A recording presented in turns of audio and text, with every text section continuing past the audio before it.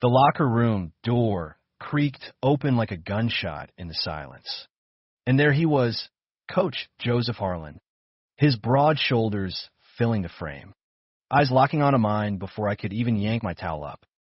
I froze, heart slamming against my ribs, the damp fabric slipping from my fingers as his gaze dropped to the faded rainbow pin I'd stupidly left pinned to my gym bag on the bench. "You too," he whispered, voice cracking like thunder in the empty echo. And in that split second, the world I'd built to hide myself shattered into a million jagged pieces. I was Cameron Reyes, 21, a junior wide receiver on the University of Michigan Wolverines football team, the kind of kid who'd grown up in the Rust Belt grid of Detroit, where dreams were forged in the crackle of tailgate fires and the roar of sold-out stadiums. Football wasn't just a game for me. It was survival. My dad had been a linebacker shadow in the 80s, barking orders from the sidelines of amateur leagues until his liver gave out from too many post-game beers. Mom worked double shifts at the auto plant, her calloused hands folding my practice jerseys every night like prayers. They didn't know about the ache in my chest that had nothing to do with tackles or sprints, the one that bloomed every time I stole a glance at a teammate's easy laugh, or the way Coach Harlan's voice cut through the chaos of practice like a lifeline. That afternoon in late September, the air in the Chrysler Center locker room hung heavy with the scent of sweat-soaked turf and industrial cleaner, the kind that never quite masked the ghosts of old victories. We just crushed Ohio State 28-17, my 2 touchdowns sealing the deal, and the adrenaline still buzzed in my veins like cheap whiskey. The team had cleared out fast, high fives and whoops fading down the hall toward the bars on State Street, leaving me alone to peel off the pads that felt like armor I'd worn too long. I stripped down to my boxers, the mirror fog from the showers, and that's when I rummaged for my bag, fingers brushing that damn pin. I'd bought it on a whim 2 years back in Ann Arbor's Pride District, a tiny rebellion tucked away like a dirty secret. No one knew, not my teammates, who slapped my ass after plays and called me bro without a second thought. Not my family, who crossed themselves at the mention of those people on the news. And sure as hell not Coach Harlan, the man who turned our ragtag squad into contenders with his unyielding stare and motivational rants that quoted Vince Lombardi like scripture. But he knew now. His confession hung in the air. "You too," as he stepped inside, letting the door swing shut with a finality that made my stomach drop. Joseph Harlan was 42, built like the oak trees lining the Huron River, with salt and pepper hair cropped military short and eyes the color of storm clouds over Lake Michigan. He'd come to Michigan from Penn State 5 years ago, trading Nittany Lion blue for maize and blue, and in doing so, he'd become a legend. Recruited me himself out of Cass Tech High, saw something in my raw speed and that chip on my shoulder bigger than the big house itself. "Reyes," he'd say during film sessions, his hand heavy on my shoulder, "You're not just running routes, you're outrunning your doubts." If only he knew how right he was. I snatched the towel, wrapping it around my waist like a shield, my face burning hotter than a summer blackout. "Coach," I shit, "I'm sorry. It's nothing. Just. Forget you saw it." My voice came out small, a far cry from the trash talk I'd hurled at Buckeye defenders hours earlier. Lies tasted bitter on my tongue. That pin was everything, a fragile thread connecting me to a world I only visited in stolen moments. Scrolling Grindr in the dark of my dorm room, or nursing crushes on guys who'd never looked twice. He didn't move. Just stood there, arms crossed over his navy polo, the embroidered Wolverine snarling silently on his chest. The fluorescent lights buzzed overhead, casting shadows that deepened the lines around his mouth, lines etched from too many losses and not enough sleep. "Cam," he said softly, using the nickname that made my pulse stutter, "it's not nothing." And I can't forget it. Because he trailed off, rubbing the back of his neck, a gesture I'd seen 100 times when he was diagramming plays under pressure. But this wasn't pressure from a blitz. This was something raw, unraveling. Because what? I pressed, stepping closer despite every instinct screaming to bolt. The tile floor was cold under my bare feet, grounding me in the absurdity of it all, naked except for a towel, exposed in ways that had nothing to do with skin. Part of me wanted to laugh, to deflect with some locker room joke about cold showers. But the other part, the one that had spent nights staring at the ceiling wondering if I'd ever be whole, held its breath. He exhaled sharply, like he'd been holding it since the whistle blew at kickoff.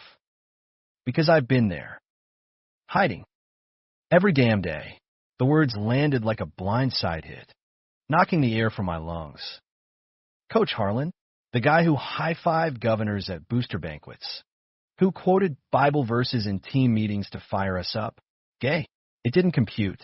Not with the silver band on his left hand, the one he twisted absently during tense huddles, or the stories of his wife back in state college who'd passed from cancer a decade ago. Whispers in the coaching staff said he'd never remarried out of grief, a tragic hero carrying his cross. My mind reeled, flashing to all the times I'd caught him watching me, not in that creepy way, but with an intensity that lingered a beat too long, like he saw the fractures I tried to tape over. You're... What? I stammered, the towel slipping an inch before I caught it. He glanced at the door, as if expecting the ghost of Woody Hayes to burst in and bench us both. Not out. Never have been. Not fully. Sarah, my wife, she knew. We had an understanding. Open, in ways that kept us both sane. But after she died, his voice fractured, and he looked away, toward the row of dented lockers where my number 22 hung crooked. I buried it deeper. For the job. For the team. For guys like you, who remind me what it's like to fight for every yard. The confession swirled between us, thick as the steam from forgotten showers. I should have felt relief, or maybe triumph, like I'd finally found an ally in this meat grinder of a sport where fag was still casual currency. But instead, a storm brewed in my gut, anger at the lies we'd both told, fear of what this meant for the fragile trust we'd built on the field. Why tell me now? I asked, my throat tight.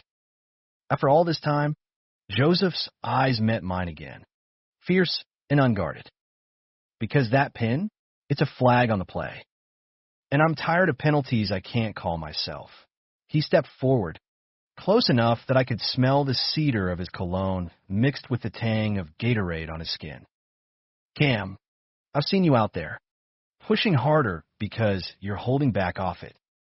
If anyone's going to help you break free, it's not going to be some app or a parade. It's got to be real. I wanted to believe him. God, I did. But secrets like ours didn't just evaporate in a locker room epiphany. They festered, waiting for the right hit to explode. That night, I lay in my single dorm bed, the hum of the radiator drowning out the distant cheers from a frat party on Hill Street.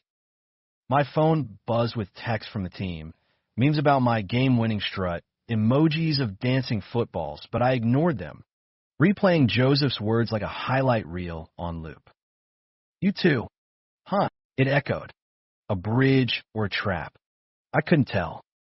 By dawn, I convinced myself it was a gift, a coach who got it, who could steer me through the minefield of scouts and NFL dreams without the bomb of my sexuality detonating everything.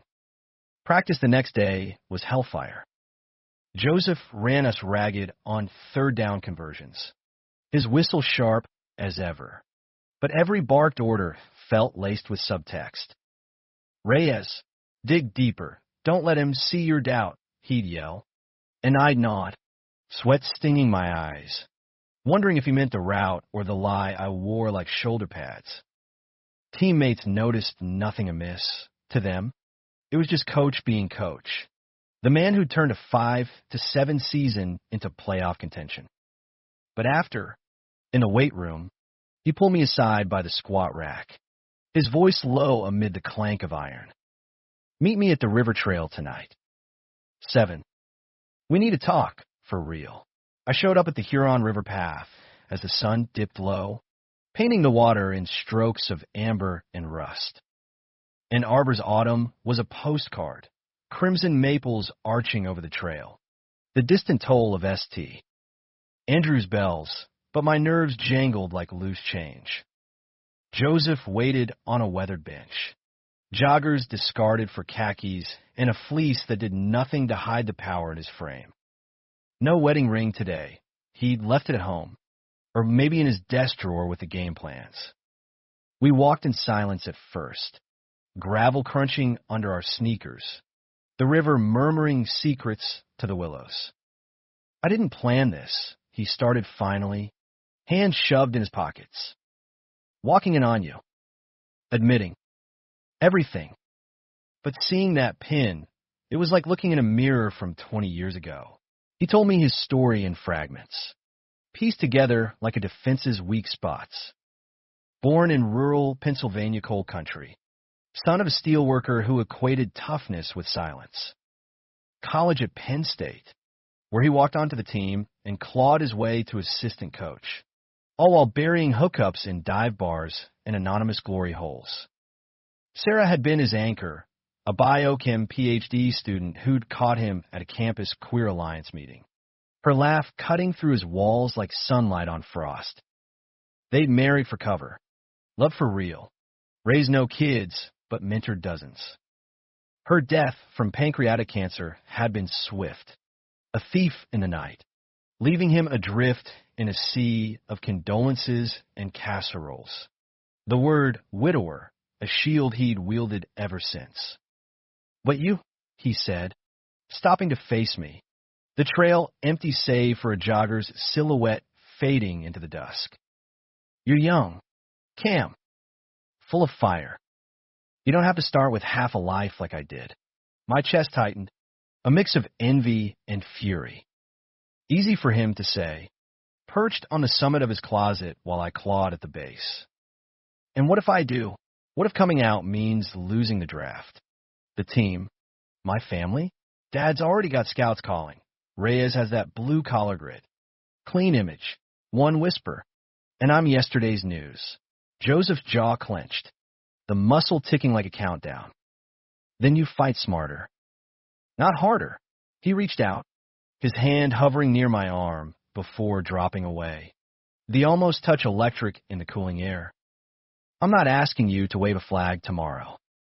Just let me in. Be the coach off the field, too. I nodded, the words lodging like a bat snap. It felt like permission, like absolution. We walked back as stars pricked the sky, talking plays and philosophies. The river's flow easing the knot in my gut. For the first time, I glimpsed a future where football and feelings coexisted, not seamlessly, but stubbornly, like Michigan winters that thawed into spring. Weeks blurred into a rhythm that felt dangerously like hope. Practices intensified as homecoming loomed, Joseph's drills sharpening us into a blade aimed at Big Ten glory. Off the field, our talks became ritual, late-night jogs along the diagram, with a scent of fallen leaves mingled with coffee from Zingerman's, dissecting life's blitzes over steaming mugs. He shared stories of Sarah's wit, her fierce advocacy for queer rights in the shadows of Happy Valley.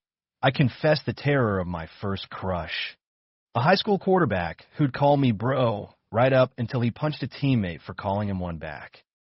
Laughter bridged the gaps, but beneath it simmered something unnamed, a current pulling us closer with every shared glance. I started small rebellions, ditching the pin for a subtle equality bracelet under my wrist tape, testing the waters with teammates like Marcus, our cocky cornerback from Atlanta, who'd joke about Metro boys but hug like family. Joseph noticed, His approving nod during film review, a silent high five. Proud of you, Reyes, he'd murmur, and the praise landed deeper than any post-touchdown roar. Warming fractures I'd iced over for years. But secrets are greedy things. They demand tribute. Mine cracked open one crisp October Friday, after a brutal win over Michigan State that left bruises blooming like ink under my skin. The team spilled into the night of the Juggernaut Bar on Main Street. Foam-flecked cheers chasing shots of Jägermeister. I nursed a Bud Light, the buzz dulling the ache, when Joseph appeared at my elbow, off-duty in a faded Eagles hoodie, incognito among the alums. Mind if I crash the party? He asked, sliding onto the stool beside me, our knees brushing under the scarred oak bar. The contact sparked, innocent as a fumbled handoff, but it lingered. We talked trash about Sparty's defense, his laugh rumbling low, drawing me in like gravity. Marcus wandered over, slinging an arm around my shoulders. Coach, you stealing my boy? Cam's my lucky charm, scored twice 'cause I whispered sweet nothings in his helmet. We all cracked up, but Joseph's eyes on me held heat, a question unspoken. Later, as the crowd thinned, he walked me back to my dorm, the street lamps pooling gold on Packard Road. You're glowing out there, he said, breath visible in the chill. Not just the plays. You. My heart stuttered. Feels good. Real. We paused at the steps to East Quad, gargoyles leering from the eaves. Impulse seized me. I leaned in, lips brushing his cheek in a thanks that tasted like more. He stiffened, then softened, his hand cupping my elbow for a beat too long. Night. Cam, he whispered, voice rough, before vanishing into the night. Sleep evaded me. That graze replaying like a slow-mo replay. Was it nothing? Everything? By morning. Doubt not had I crossed the line, turned ally into awkward. Practice was torture, his corrections clipped, eyes avoiding mine amid the scrum.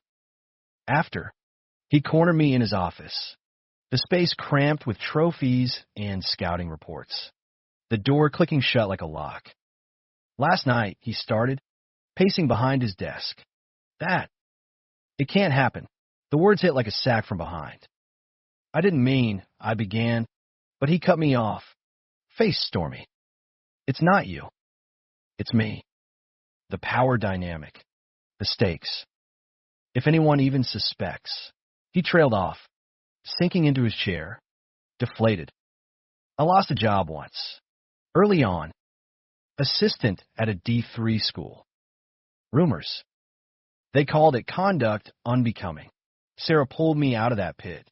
But now, with you on the cusp of everything, guilt twisted in me, sharp as turf burn.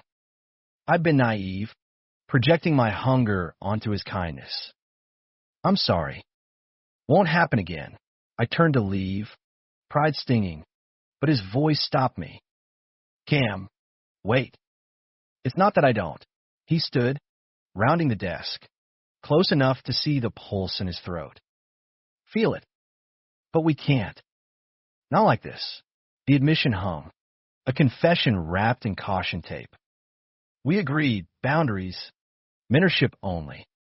But as I fled to the weight room, pounding iron until my muscle screamed, I wondered if lines drawn in sand held against Michigan tides. The fracture widened at homecoming. An arbor swelled with maize-clad pilgrims, the scent of brats and bonfires thick in the air. I flew home to Detroit for the weekend. Joseph's text, kick-ass, stay true, a talisman in my pocket. Mom fussed over tamales. Dad grilled me on scouts, oblivious to the war inside. You're our golden boy. Mijo, he said, clapping my back over beers in the garage. Ford posters peeling from the walls. Don't let nothing derail that. Back on campus. The game was electric, sold-out big house thundering as we edged Indiana 24-21 on a last-second field goal. Postgame, euphoria reigned, I hoisted the game ball in the locker room. Joseph's grin wide as he doused me with Gatorade. But elation soured when I overheard Marcus in the showers.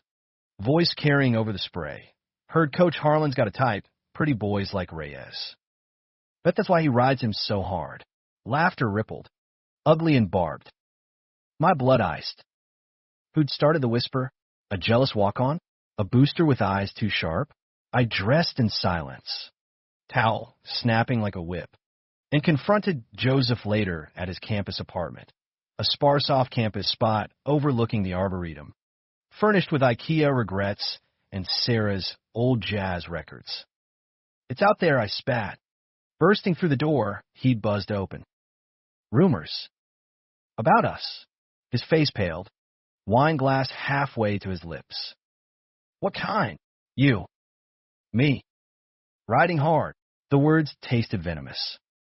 He set the glass down, rubbing his temples. Christ. I've been careful. Careful? You walked into that locker room.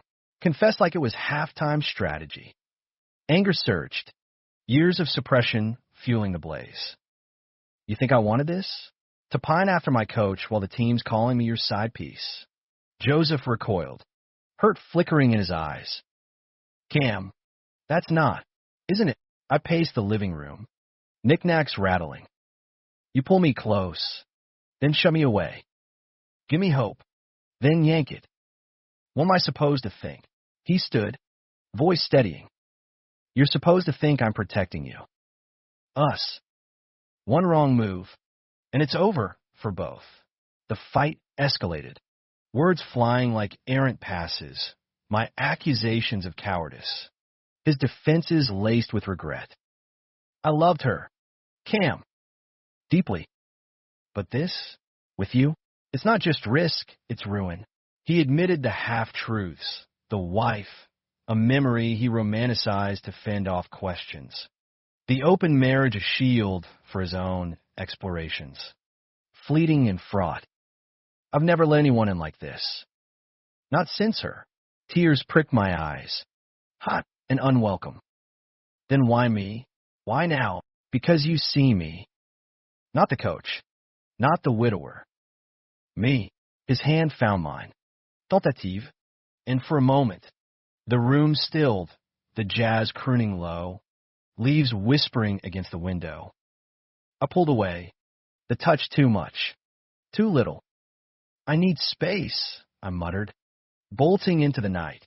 The Arboretum's paths a labyrinth mirroring my mind. Betrayal stung, not just as caution, but my own vulnerability, exposed and echoing. November's chill seeped into our bones, mirroring the frost between us. Practices turned mechanical, Joseph's commands clipped. My routes crisp but soulless. Teammates sensed the chill, attributing it to playoff pressure. But Marcus's side eyes lingered, his jokes veering sharper. Coach got you on a short leash. Reyes, he'd quip during lifts, and I'd force a laugh, the sound hollow as a dropped snap. I threw myself into escape, study sessions in the undergrad library, buried in poli-sci texts on civil rights, drawing parallels to my own silenced fight. Late nights, I'd text old high school friends, their straight-laced lives a reminder of the normalcy I craved. But Joseph's ghost haunted me, a missed call here, a good hustle there, each tether straining. The bomb dropped mid-month, during a scouting visit from an NFL rep. We just wrapped a scrimmage, mud caking our cleats, when Dad called, voice booming through the line like a sideline yell. Son, that agent's in town. Says you're first-round material. Clean kid. No drama. Make us proud. Pride swelled. Bitter-edged. Always do. Pop. Hanging up. I caught Joseph watching from the sideline, his expression unreadable. Later, in the training room, ice packs numbing my sprained ankle, he lingered by the door. Heard about the scout. Deserved. Thanks. Awkwardness thickened the air. Antiseptic sharp. I couldn't hold it in. Dad thinks I'm golden. untouched. If he knew, Joseph sighed, leaning against the exam table. He'd love you still. Fathers like ours, we toughen up to protect, not reject. You don't know mine. The words lashed out. Defensive. He once drove me to a reparative seminar flyer he found in my room. Thought it was a phase pamphlet. Burned the damn thing in the driveway. Silence stretched. Heavy. Joseph's hand twitched, then settled on my knee, a coach's pat. Platonic. I'm sorry. For pushing. For pulling back. His thumb brushed once. Accidental fire. Truth? I've been seeing someone. Casually. A professor from the law school. Keeps things uncomplicated. The revelation gutted me. A fumble in the red zone. Seeing? As in, dates. Coffee. Nothing serious. He looked away, guilt etching deeper lines. Started after homecoming. To clear my head. About us. Jealousy roared. Irrational and raw. So, I'm the complication, the risk you date around. I shoved off the table. Ankle throbbing in protest. Forget it. Focus on your uncomplicated life. I'll stick to routes and rainbows in the closet. I stormed out. The cold slapping sensing to me too late. Betrayal layered thick, his secrets mirroring mine, but weaponized. That night, alone in my room, I scrolled his socials, sparse posts of team wins. A tag photo from a faculty mixer with a silver-haired man. Arms slung casual. Uncomplicated my ass. The misunderstanding festered, erupting at Thanksgiving break. I skipped the family feast, claiming study load, holing up in Ann Arbor's empty echo. Joseph texted, turkey at mine? No strings, starving for more than food. I went, his apartment aglow with candles. Ella Fitzgerald spinning, a spread of sides from Knight's Steakhouse. We ate in tentative peace, forks scraping plates, until wine loosened tongues. Why him? I blurted, the Merlot boldening me. The prof. What's he got that I don't? Joseph paused, fork midway. Experience? Stability? Hell. Cam. He's out. Married to his work. But out. Bitterness crept in. You think I don't want this? You, with your fire and your fight?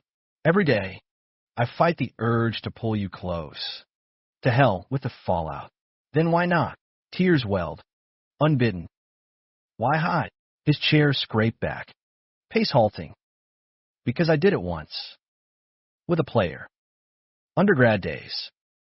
We got caught. Whispers turned to shouts. He transferred. I got benched from life. Sarah saved me. But the scar. He unbuttoned his shirt collar, revealing a faded tattoo, a small equality fist, inked in a Philly parlor post-Doma repeal. It's my penance. Hidden under ties and tape. Empathy crashed over anger, but hurt lingered. So, I'm your echo, the ghost you can't exorcise. No, he knelt before me, eyes fierce. You're the light. But light casts shadows. His hand found my face, thumb tracing my jaw, tender, electric. I leaned in, lips meeting his in a kiss that tasted of cranberry and confession. Soft at first, then desperate, years of restraint unraveling. We broke apart, breathless, the jazz a heartbeat in the quiet. This changes everything, he murmured. Or nothing, I whispered back. Fear and fire entwined. But change it did. Stolen moments followed, brushed hands in his office, coded texts during road trips. The team buzzed toward the conference championship, undefeated streak fueling dreams. But rumors simmered. Marcus confronted me post-practice. Spill it. Reyes. You. And coach. I see the looks. Denial burned my throat. Bullshit. We're tight. That's all. He smirked, unconvinced. Tight like brothers? Or something else? 'Cause if it's that, own it. But don't drag us down. The warning chilled. A flag on the play. I confessed to Joseph that night. In his car parked at Nichols Arboretum, fogged windows shielding us from the world. It's out. For real this time. Panic flashed in his eyes. We stop. Now. Before it tanks everything. Stop. After. Cam. Please. His voice broke. Hand gripping the wheel white-knuckled. I can't lose this. The team. You. The betrayal cut deep as thin, not the kiss, but the retreat. You already have, I said, slamming the door, fleeing into the dark woods where branches clawed like accusations. Climax brewed in the championship shadow. Penn State rematch in Beaver Stadium, Joseph's old haunt. Ghost thick as the cold front rolling in. Pre-game, he pulled me aside in the visitor's locker. May's jersey stark against crimson walls. Win this for us. Clean. The game was carnage. Hits that echoed like thunder. My legs churning through snow-slick turf for an 80-yard bomb that put us up 14 to 10 at half. But in the tunnel, Marcus grabbed my arm, eyes wild. Saw you too. Hotel Hall, last away game. Don't lie. Man, ice flooded my veins. It's not. Save it. He shoved a phone at me. Blurry photo.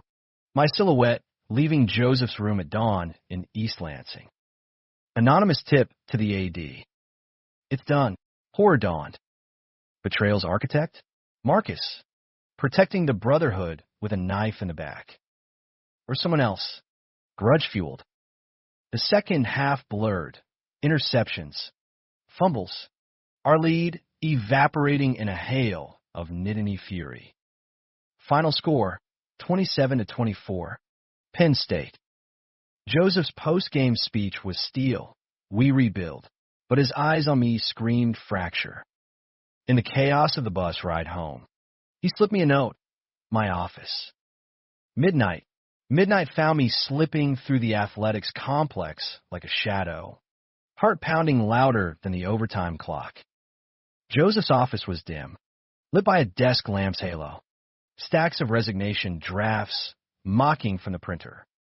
He looked wrecked, ties loosened, eyes red-rimmed from replay marathons or unshed tears.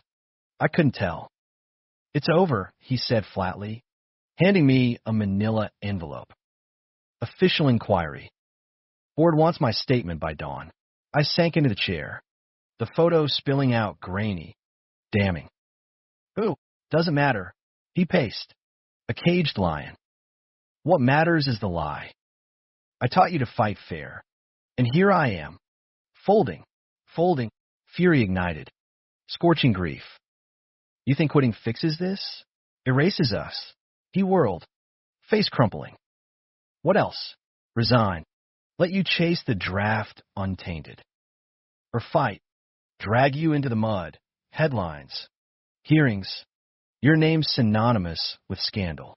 The room spun. Options and noose tightening. And if I fight? For you. For this. I stood, closing the gap.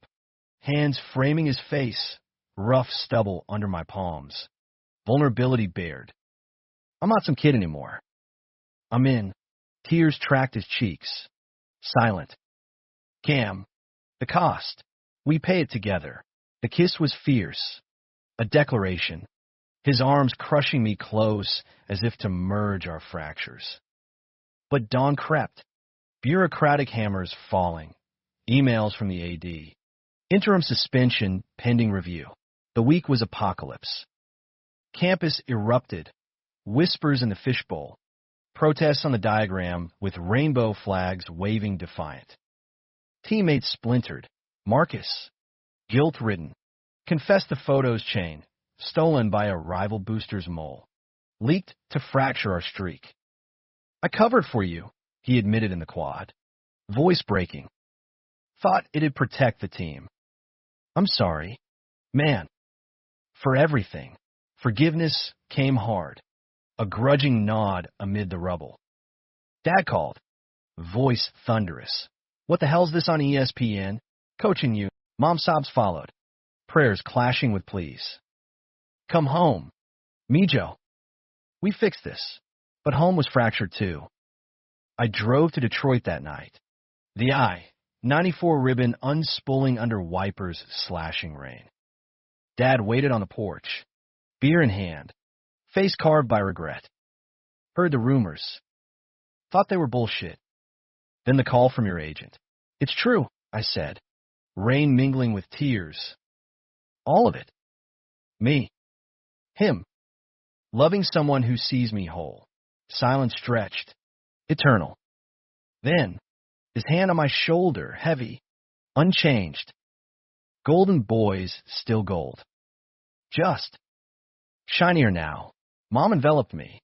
Rosary clicking. Whispering. God's got room for all. Relief flooded. Tentative as first light. Back in Ann Arbor. The board's verdict landed. Joseph, relieved of duties. Me cleared but scarred. Protests swelled. Alumni petitions. Player walkouts, chanting love wins on the field. In the eye, Joseph and I met at the river. The bench, our confessional. I quit, he said, arm around me. The equality tattoo peeking from his cuff. Not fired, chose it. Heading to D2 program in California. Fresh start. Alone? The word hung unspoken. With you, I ventured, heart suspended. He smiled, soft as Huron mist. If you'll have me. No closets. No coaches. Just us. The decision loomed. NFL dreams dangling. But hollow without authenticity. Scouts called. Offers whispered. Image rehab. Kid. Play straight. We forget. But in Joseph's gaze, I saw yards beyond pigskin. A life of unabashed runs. Tackles shared. I choose us, I whispered, sealing it with a kiss under the willows, the river applauding soft. Spring thawed the fields, and we left together, me deferring the draft for a grad transfer to his new gig, eligibility intact. Ann Arbor faded in the rear view, big house of memory etched in maize. California bloomed, palm shadows on coastal paths. Practices under endless blue where Joseph's whistle called plays and promises equal. Years layered like championship rings. I went pro eventually, a late-round pick who played with fire unquenched, coming out in a post-game presser that trended nationwide, for the coach who taught me to run free. Joseph? He built programs from the heart. Out and proud. Our story a footnote in his bio, partner in life and love. Not fairy tale, scars lingered. Bigotries barked from bleachers. Family holidays navigated like minefields. But in quiet nights, his head on my chest, jazz low, I knew we'd outrun the doubts, yard by yard. Love wasn't a penalty, it was the ultimate play, risky, raw, redemptive. And in America's heartland echo, we proved it, hidden no more. We scored.